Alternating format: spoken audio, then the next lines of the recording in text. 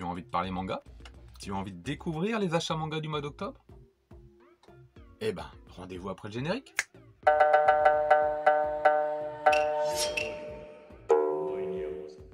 Yo, salut à tous, c'est Authentique, j'espère que vous êtes confortablement installés. Ça y est, ça fait déjà une semaine supplémentaire de passé et il est temps de vous présenter tous les achats manga du mois d'octobre. Sur le planning, c'était pas tout à fait ce que j'avais prévu, mais les semaines passent trop vite. J'ai beaucoup trop de choses et d'envie de vidéos à faire ou à vous montrer. Alors, avant de démarrer, on va essayer, petite annonce, je vais essayer de vous proposer une vidéo le mardi soir, tous les mardis soirs, vous présentant mes lectures de la semaine, pour avoir ce contenu-là vraiment en bilan lecture, en partage d'avis sur ce que j'ai ressenti à travers certaines lectures de la semaine qui s'est écoulée, donc d'un mardi sur l'autre, pour pouvoir laisser le champ libre au vendredi à d'autres sujets, parce que j'ai l'impression que je ne vais pas y arriver. On verra si deux vidéos, finalement c'est pas plus de boulot qu'une seule, on verra vraiment, mais on va essayer de partir sur ça dès mardi prochain. Avant de démarrer, évidemment, le fil rouge. Où est Mascas? Bonne chance, n'oubliez pas de le mettre en commentaire si vous le trouvez. Rendez-vous en fin de vidéo, je vous donnerai la petite réponse. Allez, on enchaîne avec du lourd et un petit pincement au cœur pour une série qui se terminait évidemment ce mois-ci, l'Attaque des Titans, tome 34. Là, c'est la version collector. J'ai le tome simple juste derrière moi. Bon, je vous présente que le collector. Voilà, ça fait toujours un pincement au cœur quand on termine une série parce que ça fait toujours... C'est quelque chose que l'on suit sur des années. Quand on arrive aux 34 volumes, c'est quelque chose que l'on suit sur des années. J'imagine même pas quand on va arriver à la fin de One Piece. C'est toujours... il y a quelque chose. On est content de connaître la fin, mais voilà, il se passe quelque chose. Moi, je me rappelle quand est-ce que je l'ai acheté. Je sais précisément le jour où je l'ai acheté. Je l'ai acheté un samedi matin. Je l'ai acheté le 1er mars 2014. Et je sais pourquoi, parce que c'était la naissance de ma fille. Donc, voilà. L'attaque des titans, quoi. Pour le coup, le titan, il était tout petit. Voilà, bref. Bah voilà, hein, la fin est bonne, je l'ai pas dit, mais c'est un manga, ouais, je reviens dessus quand même, sur le coup de ma vie. C'est un manga qui va osciller entre 3 et 4 étoiles, plutôt 4 étoiles même, franchement 4 étoiles. Il y a quelques tomes un peu moins bons, mais il y a quelques tomes excellents, donc très bonne lecture pour l'Attaque des Titans que je recommande. C'est une série 4 étoiles, franchement. On enchaîne avec Blue Period et l'animé qui est disponible sur Netflix avec notre héros qui essaye de parfaire son art là, pour pouvoir rentrer dans l'école prestigieuse de Geidai, donc l'école des beaux-arts en fait au Japon, hein. Et voilà, il essaye de trouver différentes techniques. Ce qui est intelligent dans ce manga, c'est que le héros fait beaucoup de retours sur ce qu'il a fait, il analyse beaucoup ce que fait les autres, il est extrêmement humble, mais il est très intelligent, c'est-à-dire qu'il récupère vraiment tous les conseils. C'est vraiment d'une richesse à ce niveau-là, au niveau de la personnalité de notre héros qui pioche, qui s'inspire, mais qui s'inspire pour créer et qui s'inspire pour devenir aussi. Et c'est très bien fait, très agréable à lire, ça se lit posément, mais c'est franchement très agréable. On n'est qu'au tome 5, mais on oscille entre 3 ou 4 étoiles par moment. Voilà, c'est ce que je pourrais dire. On continue avec Space Brother, tome 35, série que je n'ai pas encore lue. Enfin, j'ai lu les quelques premiers tomes, mais je suis à jour dans le manga parce que je ne veux pas passer à côté de cette série et elle n'est pas éditée en quantité dingue d'exemplaires. Donc je sais que les tomes seront très compliqués à trouver une fois la série terminée et qu'à 35 tomes, on n'aura pas forcément envie en plus de commencer cette série. Ce sera donc mission impossible, je suis à jour. Le tome 35, le 36 arrive très bientôt. Pour ce que j'ai lu, on est sur du 4 étoiles, voire 5 par moment. C'est génial, hein. Franchement, si vous hésitez, parce que la série est longue, allez-y, hein. Non mais les yeux fermés, quoi. On enchaîne avec un manga beaucoup plus léger, manga popcorn comme j'aime les appeler, Gantz à l'air Edo. Mais moi c'est un vrai plaisir de retrouver cet univers de Gantz, j'adore l'auteur, Gigante, l'astéro Inuyashiki, évidemment Gantz, là vous avez Gantz à l'air Edo. Franchement, moi j'en redemande à chaque fois, là c'est clair, on pose le cerveau, on se nourrit bêtement de ce qu'il y a à l'intérieur, mais c'est plutôt barré, c'est plutôt bien dessiné. Je vérifie quand même ce que je vous montre parce qu'on sait jamais. Voilà, c'est très agréable. Là, c'est du 3, allez, 3 étoiles. C'est une bonne lecture popcorn, ça passe très bien. Une série tout à fait étonnante, Olympia Kyklos, avec notre héros qui voyage dans le temps, donc d'une époque à l'autre, d'un lieu à l'autre, d'Athènes au Japon, à travers les Jeux Olympiques d'Athènes à l'époque d'Athènes, et les Jeux Olympiques de Tokyo en 1968, 4, je sais plus. C'est écrit Est-ce que c'est écrit? Non. En tout cas, c'est l'autrice de Terma Romae que j'aimerais beaucoup me procurer, car j'aime vraiment le style graphique. J'aime beaucoup la capacité de l'autrice à narrer son histoire simplement, alors que le thème n'est pas si facile que ça à aborder quand même. C'est pas un manga que j'ai encore lu pour le tome 3, j'ai lu les 1 et 2, donc j'en ferai la lecture prochainement.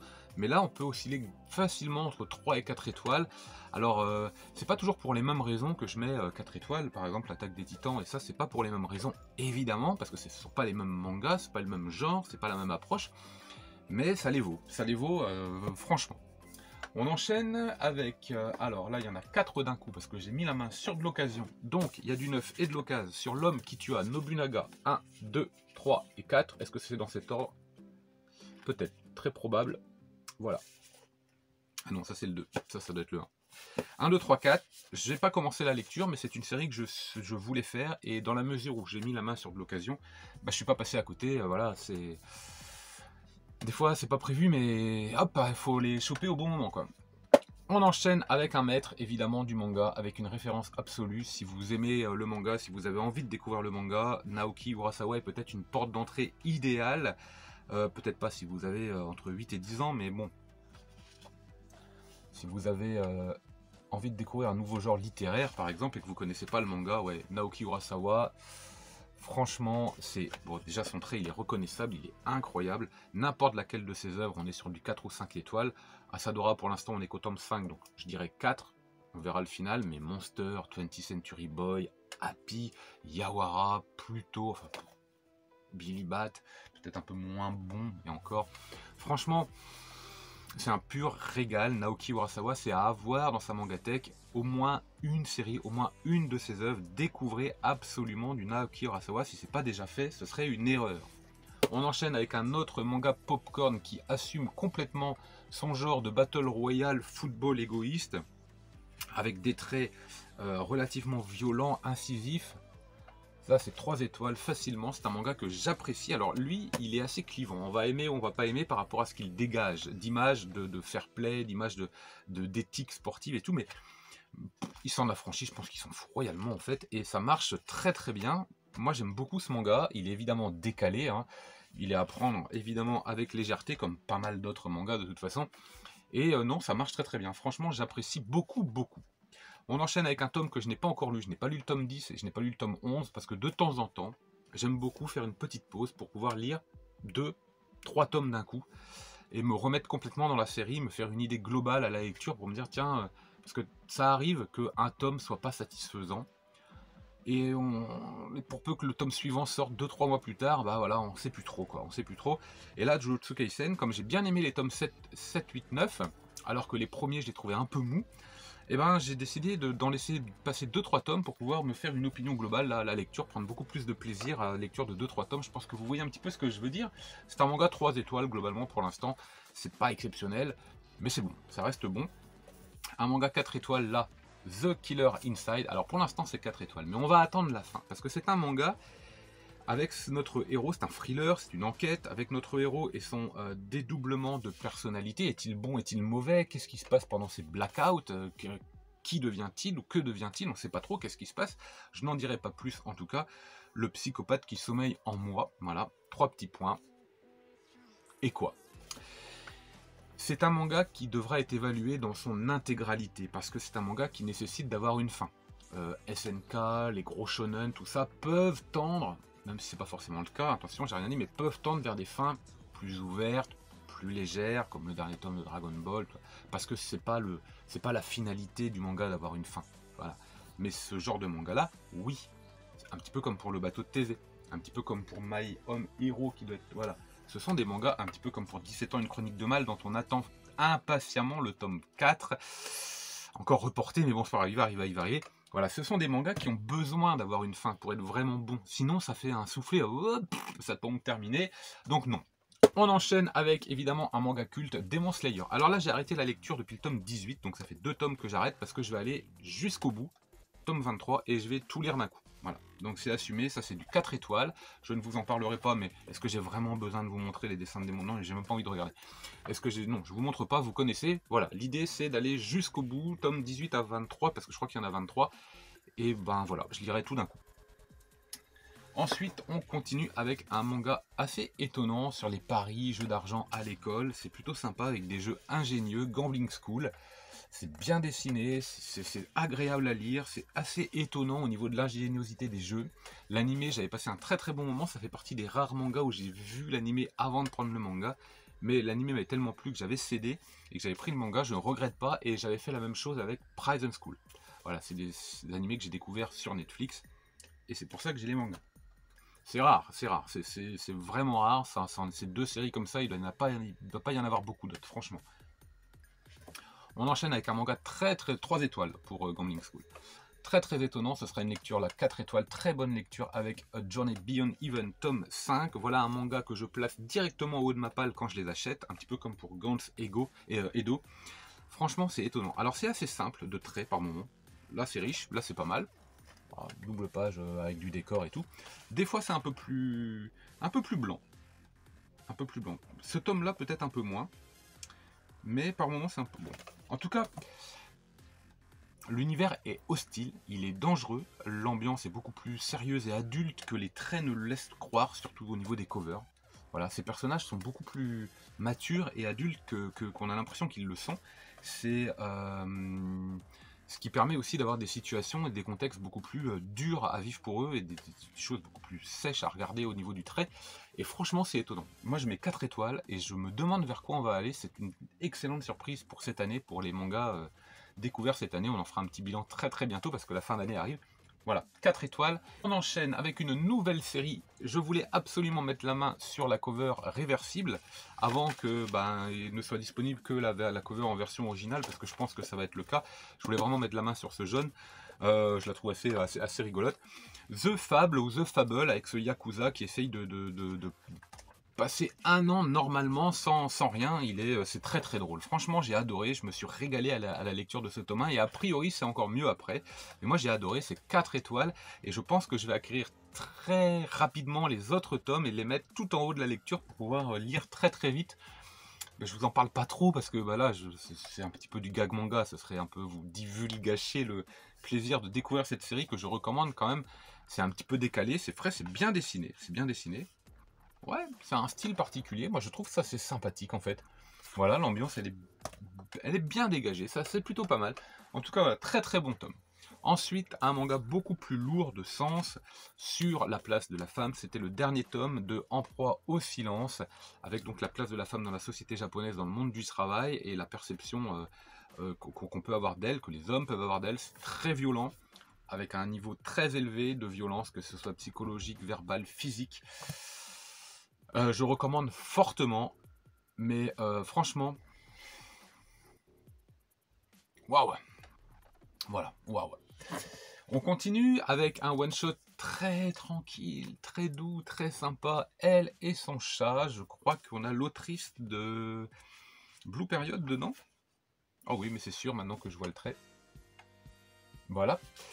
Et c'est très agréable, un petit one-shot avec un chat. On a le point de vue du petit chaton et c'est vraiment absolument délicieux à lire. Ça se lit très vite, ça se lit très bien. C'est très léger. C'est l'impression que c'est un manga qui tombe comme une feuille, comme ça. Hop. C'est vraiment très sympa. Franchement, un vrai régal. 4 étoiles pour ce petit one-shot. L'acquisition, évidemment, de Natsuko no Sake, tome 5, le 6 et dernier tome arrive très bientôt. Je vous en parle pas, j'ai pas lu le 5, je suis à la lecture du 4, je termine le 4. Et puis de toute façon, je vous en parlerai quand on aura le final, parce que sinon ça va être un petit peu répétitif. Et masterclass chez moi, la gameuse et son chat, avec nos deux chatons et les gags et leur maîtresse. Oh, c'est génial, ça j'adore, ça c'est du gag manga, mais c'est un petit bijou pour moi celui-là, j'adore, donc je ne serai pas du tout objectif, c'est clairement 4 étoiles. Il y a certains chapitres, certains gags, mais on est 5 étoiles même, c'est exceptionnel, c'est vraiment fabuleux à regarder, c'est drôle, moi je me marre. Il y a un des tomes où je crois que j'ai rigolé sans arrêt, donc c'est très bon. On va enchaîner avec des formats un petit peu plus grands parce qu'il en reste. Acquisition chez Black Box avec Kura, en promo sur le site de Black Box, avec une vingtaine d'euros pour les 3 tomes, et la revisite du conte de Dracula. Et en fait, c'est une espèce de parallèle avec la place du père, la condition du père dans la société, entre son travail, l'envie d'élever son enfant, l'envie d'être quelqu'un de bien, le fait d'essayer d'être amoureux, de vivre avec sa femme, alors qu'elle elle s'est barrée pour le coup, parce qu'elle a découvert son secret, que c'est le comte Dracula, tout ça, enfin bref, elle en veut pas. C'est assez étonnant, voilà, c'est bien, il y a un style rétro, dynamique, il y a un style assez rétro des années 90, dynamique, il y a pas mal d'humour, c'est vraiment sympathique. Moi j'ai passé un très très bon moment, il est à 20 € l'intégrale, quelque chose comme ça, donc profitez-en si vous aimez un petit peu les mangas un peu rétro comme ça des fins des années 90, mais c'est vraiment reconnaissable. Franchement, très bonne surprise, je regrette pas du tout cet achat qui n'était pas prévu, mais franchement c'est très très bien. Lecture exceptionnelle, 5 étoiles pour ce premier tome du cauchemar d'Innsmouth. Qu'est-ce que je peux reprocher? Je peux reprocher qu'il n'y ait pas le tome 2 en fait. C'est hyper frustrant. Il se lit mais bien, il est bien narré, bien expliqué, la tension qu'il y a dans cette ville d'Innsmouth, c'est palpable, les traits sont absolument glauques ici à souhait, comme d'habitude. Moi j'ai l'impression que c'est peut-être un des meilleurs Gutanabe Lovecraft que j'ai eu entre les mains dans la maîtrise narrative, même le vocabulaire employé. Ah, celui-là, il est génial. Franchement, je le trouve génial et je n'attends qu'une seule chose, bah, ça va être de pouvoir mettre la main sur le tome 2 quand il va sortir parce que 5 étoiles. 5 étoiles, oui, ça c'est clair et net. L'achat d'Aria en début du mois que je n'ai pas encore lu, tome 2 avec notre navigatrice taxi, là, je ne sais plus, Ondine je crois, hein, c'est ça, de mémoire, je crois que c'est les Ondines, voilà, qui voyagent sur la planète et qui font un petit peu taxi, mais comme à Venise, sur des gondoles. C'est très très frais, c'est dessiné avec légèreté, voilà, peut-être presque enfantin par moment, mais l'ambiance est un peu naïve, l'ambiance est fraîche, et les traits rendent service à ça. De temps en temps, on a des paysages absolument géniaux, magiques. Alors là, pan quoi. Vous ouvrez, vous prenez ça en pleine dent au milieu du manga, là, ok quoi. Tu fais, bah ok, c'est sympa. C'est vraiment 4 étoiles pour, j'ai dit Iria, mais c'est Aria. Hein, Iria, c'est un animé qui est très moyen. Aria, The Masterpiece, pardon, édition Kiun. Très belle édition. Là, pour le coup, très beau manga. L'avant-dernier, ce sera The Breaker. Alors, je n'ai pas lu le tome 4, donc c'est notre héros là qui est dans la pègre coréenne. Le principal défaut de ce manga, ce sont les noms des personnages, parce que c'est Kim Yoon Sung c'est imprononçable, c'est infernal de se rappeler qui est qui. Par contre, le trait, le rythme, l'ambiance, c'est vraiment vraiment sympa. Il y a un petit côté GTO-like là-dedans, mais c'est vraiment sympa. Ça se lit très très bien, ce sera du 3-4 étoiles. On verra la fin. Voilà, on verra la fin parce que j'attends là aussi le dernier tome pour pouvoir faire la lecture des 2 derniers d'un coup et avoir une vision globale. Et le dernier, je pensais l'avoir lu et vous le présenter, mais ce ne sera pas le cas, j'ai pas eu le temps de le lire, juste de le feuilleter. Un assassin à New York, là aussi si vous avez envie de rentrer dans le monde du manga, Jiro Taniguchi est une porte d'entrée très efficace, avec ses polars, avec ses textes, avec ses dessins très bien faits, voilà, on n'a pas quelque chose qui fait vraiment manga, pur manga, vous voyez ce que je veux dire, hein, hop. Donc ça peut faire BD, ça peut être une porte d'entrée pour les plus curieux d'entre vous si vous ne connaissez pas le manga, mais enfin, arrivé au bout de cette vidéo, il est probable que vous m'ayez abandonné depuis longtemps. Voilà, alors est-ce que vous avez trouvé Mascas? Parce que ça y est, les achats sont terminés, il y en a déjà pas mal. Il y a eu beaucoup de reports, donc il y en a sûrement moins que prévu, en tout cas pas les mêmes achats, mais j'espère que le mois de novembre ne sera pas trop violent, puisque tout a été décalé en novembre, mais comme il y avait déjà un planning en novembre, bon, je pense que ça va encore se décaler parce que c'est pas possible. Voilà, est-ce que vous avez trouvé Mascas dans le décor? Tic, il est là, il est caché dans la petite pochette. Je vous la remontre, voilà, j'en profite, je vous la remonte, la petite pochette. Hop, cover, là c'est la cover, c'est pas la pochette Otakuland. Voilà, où vous pouvez glisser vos mangas. C'est absolument génial comme produit. Allez sur le site, vous le verrez en description. Franchement, je me régale là, vous pouvez transporter ça.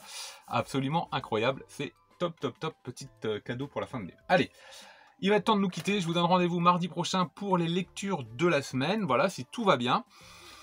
En attendant, passez un excellent week-end. Et comme d'habitude, je vous dis